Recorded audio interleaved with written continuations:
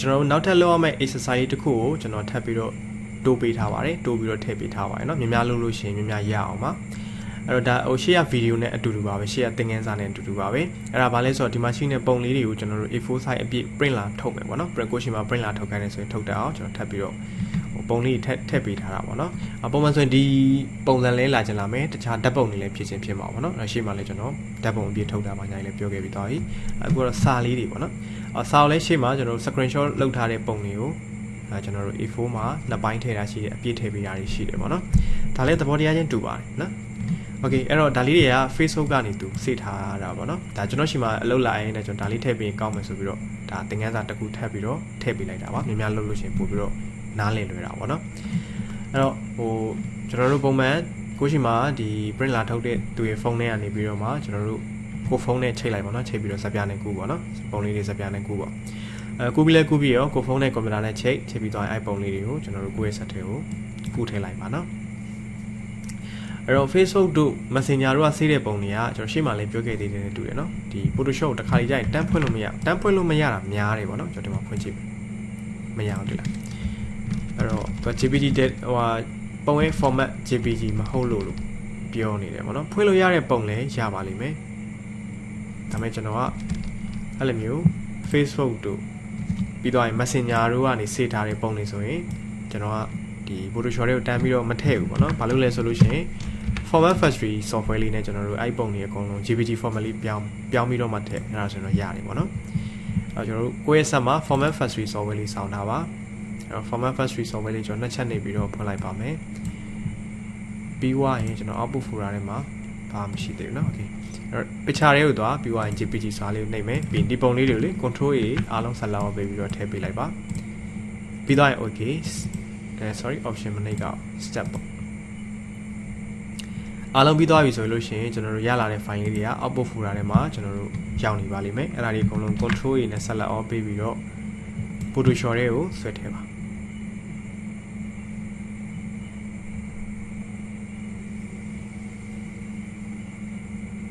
အဲ့မှာကျွန်တော်တို့ဒီຢာတွေဆိုဖြတ်ပြရမှာပါနော်အမေကြီးပါတယ်အဲ့တော့ကျွန်တော်တို့ A4 size အပြည့်ထုတ်ချင်တာဆိုတော့ file နဲ့က new ခေါ်ပါပြီးတော့ဒီမှာ HS ထားမယ်ကျွန်တော်တို့ဒီမှာ international paper ထားမယ် A4 ပေါ့နော်print ထုတ်မယ်ဆိုရင် resolution 300ထားပေးမယ်နော်ပြီးတော့ရင် color mode က CMYK color နဲ့ထုတ်လို့ရတယ်ကျွန်တော်တို့ RGB ပဲသုံးတယ်ပေါ့နော် theory ရဆိုရင်တော့မှားကောင်းမှာပါလိမ့်မယ်အဲ့တော့ကျွန်တော် RGB ပဲထားလိုက်ပါမယ်နော်ပြီးတော့ okay အဆင်ပြေလို့ထားနော် CMYK နဲ့ထားကြည့် RGB နဲ့လည်းထုတ်ကြည့်ကိုကြိုက်တဲ့အရာရှိတယ်ဆိုရင်အဆင်ပြေပါတယ် okay ဒါလေးကိုဒီအောက်ကိုဆွဲချထားလိုက်မယ်နော်ဒီထက်ကိုကျွန်တော်ဆွဲထည့်sorry ဆွဲထည့်ပြီးတော့ control W နှိပ်လိုက်နော်ဒါလေးအကုန်ဆွဲထည့် control W ဒီဘက်ကိုဆွဲထည့် control A control C ပြီးတော့ဒီဘက်မှာ control V ပြီးတော့ဒီကောင် control W နှိပ်မယ်ဆိုလို့ရတယ်ပေါ့နော်ဒါမဲ့ဒီပုံအနေထားရတော့ကျွန်တော်တို့ shortcut တွေဒါကြီးနှိပ်နေရမှာဆိုလို့ပါကျွန်တော်တို့မျိုးစုံလုပ်တယ်ဗျတခါလေးကြာရင် shortcut နဲ့သွားတာလည်းရှိတယ်ပေါ့နော်တခါလေးကြာလို့ရှိရင်လည်းmouse နဲ့ပဲသွားတာလည်းရှိတယ်ပေါ့ဒါဆိုဆွဲထည့် control W နဲ့နော် move tool လေးနဲ့ရွှေ့ရမှာနော်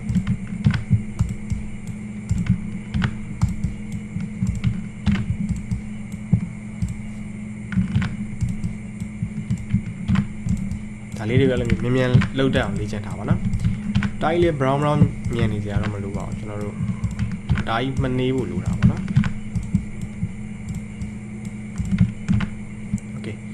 ပြီးတော့ဒါလေးကိုပြန်ထည့်လိုက်အဲ့တော့ CS3 သမားတွေဆိုရင်တော့ keyboard ကနေလေပုံ OCD Photoshop ထဲမှာဖွင့်ထားတဲ့ပုံတွေအားလုံးမြင်ရပါ keyboard က F လေးကိုများနှိပ်ပေးရတယ်နော်3-4ချက်လောက်နှိပ်လိုက်လို့ရှိရင်ဖွင့်ထားတဲ့ပုံလေးတွေတန်းစီပြီးတော့ပေါ်လာလိမ့်မယ်အဲ့တော့မှကျွန်တော်တို့ A4 size ယူထားတဲ့ file လေးကိုဘေးနားမှာချထားမယ်ပြီးတော့ဆောနာပုံလေးတွေကိုထည့်ပြီးရင် control W နဲ့ထွက်ပေါ့နော်ပိတ်လိုက်ပေါ့ဒီလိုမျိုးသွားလို့ရပါတယ်အဲ့တော့ကျွန်တော်ကဒီပုံတွေအားလုံးလေးကနေပြီးတော့မှတပုံစီကိုပြင်ချင်တာဖြစ်တဲ့အတွက်ဒီပထမဆုံး layer 1 လေးကို order ဖိထားပြီးတော့ click တစ်ချက်နှိပ်လိုက်ဒီပုံလေးကိုဒီတပုံလေးပေါ်စေချင်လို့เนาะပြီးတော့ background view ပြန်ဖွင့်လိုက်ပါမယ်ပြီးတော့ရင်ကျွန်တော်တို့ဒီမှာ move tool ရှိမယ်เนาะ move tool ကိုမှကျွန်တော်တို့ show transform control ဆိုတာလေးကိုကျွန်တော်တို့အမှတ်ချက်လိုက်မယ်ဒါဆိုရင် control D နှိပ်ဆရာမလို့တော့เนาะ shift ဖိပြီးတော့ switch ချပါပုံများလို့ရှိရင် control D ခဏခဏနှိပ်နေရတဲ့အခါကျတော့တိတ်တော့အဆင်မပြေဘူးပေါ့အဲ့တော့ရပြီဆိုနှစ်ချက်နှိပ် ပြီးတော့နောက်တစ်ပုံဖွင့်ဟုတ်ပြီနော်ဒီမှာဆိုမလိုတဲ့အပိုင်းတွေပါတယ်အဲ့တော့ rectangular marquee tool လေးယူ select လေးပေး delete ပေါ့ control D နဲ့ကျွန်တော် selection ဖြောက်မယ်နော်ပြီးတော့ selection ပေး delete ပြီးရင် control D နဲ့ selection ဖြောက်မယ်နော် okay ပြီးတော့ view နှိပ်လိုက်လို့ရှိရင် move to ပြောင်းသွားလိမ့်မယ်ပြီးရင် shift ဖိပြီးတော့ဆွဲလဲပါ sorry control Z ပြန်ခေါ်လိုက် shift ဖိပြီးတော့ဆွဲလဲပြီးတော့ shift ဖိပြီးတော့ဆွဲချဲပါဟုတ်ပြီနော်လက်ချက်နဲ့ပြီးတော့နောက်တစ်ပုံဖွင့်ပါဒီမှာဆိုရင်ကျွန်တော်တို့ rectangular marquee tool လေးယူမလိုအပ်တာတွေဖြတ်ပါနော်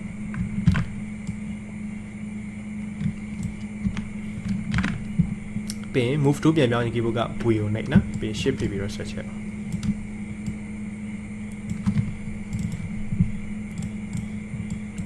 ပြီးနောက်တစ်ပုံဖွင့်မယ်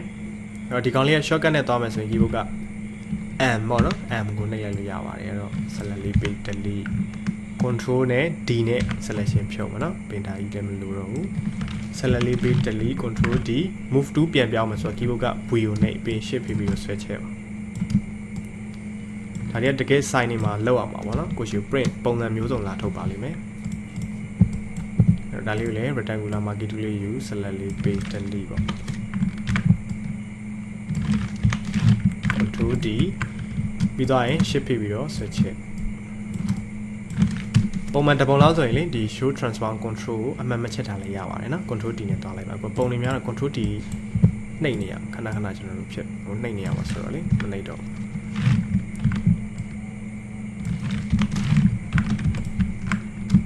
ဒီလိုတွားမှာပါနော်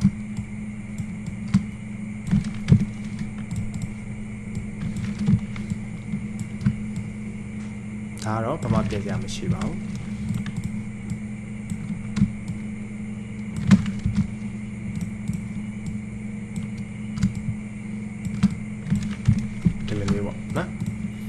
print ထုတ်တဲ့အခါမှာလည်းကျွန်တော်တို့ကတပုံစီပေါ့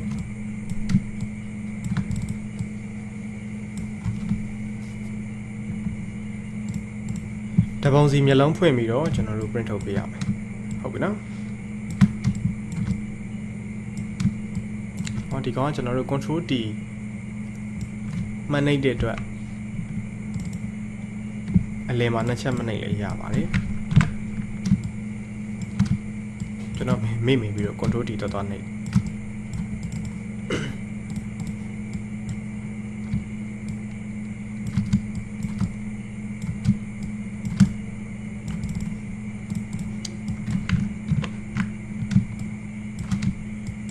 shift ပြီးတော့ဆွဲလှည့်ပါလား sorry နှစ်ချက်နှိပ်မှရမှာနော်ကျွန်တော်ရောင်ပြီးတော့တော်ပြောမိကျွန်တော်ပုံမှန် control D နှိပ်နေကြဗျဆက်ချင်နော်တကြပြီးသားအလဲမှာနှစ်ချက်နေပြီပါအဲ့တိုင်းလေးကုန်သွားမယ်ဟုတ်ပြီနော်